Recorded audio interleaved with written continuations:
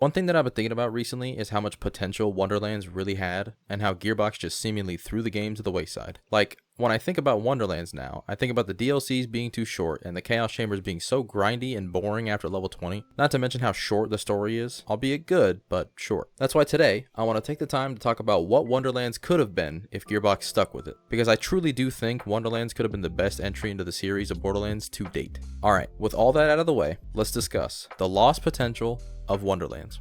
Hip hip! No! Hip hip! No! Hip hip! Boo! You stink!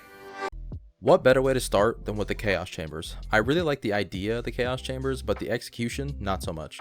So let's talk about what I would have done to make them better.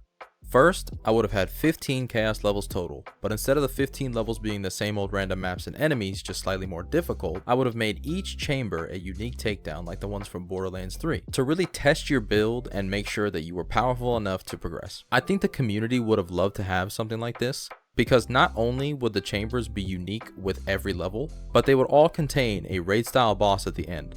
And I know how much this community loves raid bosses. To go along with that, the boss rush version of the chambers would all be raid bosses to really put your build and skills to the test. Alright, moving on to the rewards for completing the chambers.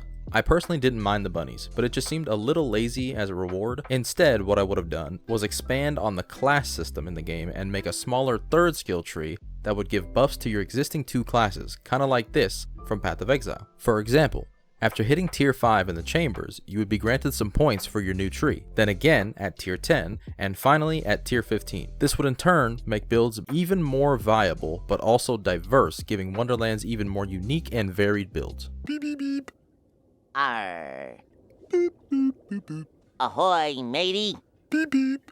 For that, you walk the plank. The potential for DLC in Wonderlands was astronomical, as the game is set in a fantasy world where everything is up to your imagination.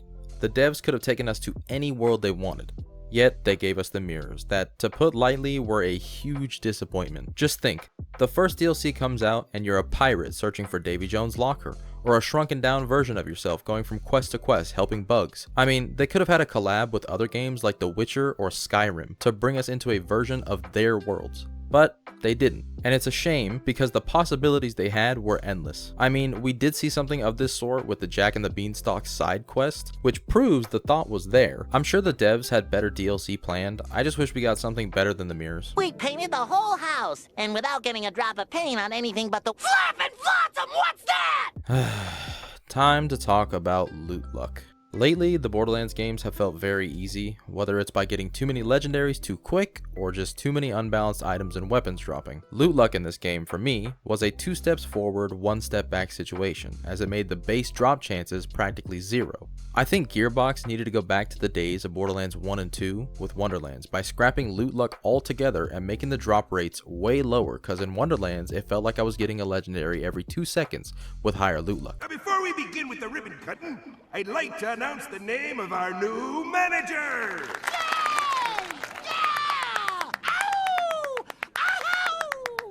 Yeah! Now we're talking! Yeah! Ow!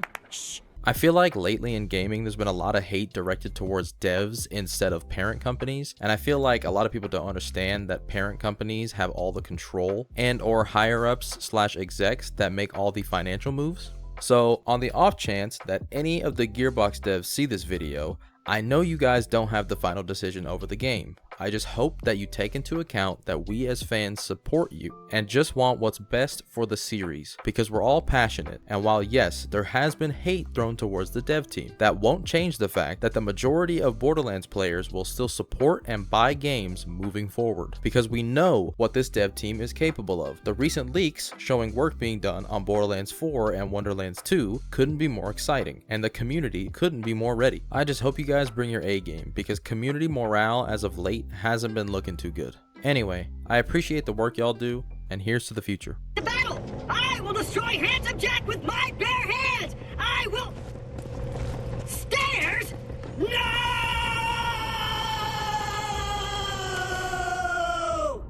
With that all being said, thank you for clicking and watching my video. If you have something to say about Wonderlands and its lost potential, or just want to say hi, let me know in the comments.